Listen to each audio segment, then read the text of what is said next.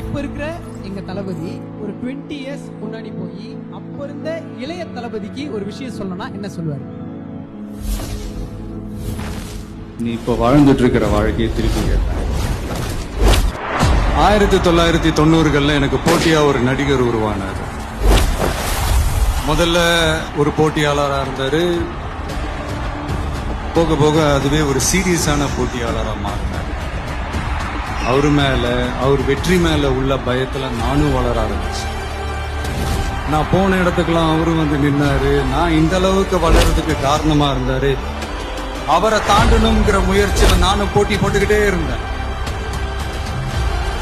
அந்த போட்டியாளர் உருவான வருடம் 1992. அந்த போட்டியாளரின் பெயர் ஜோசப் விஜய்.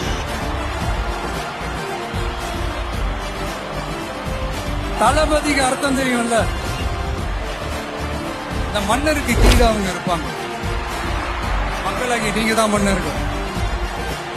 நீங்க ஆணையிடுங்க, நான் செஞ்சுட்டு போறேன்.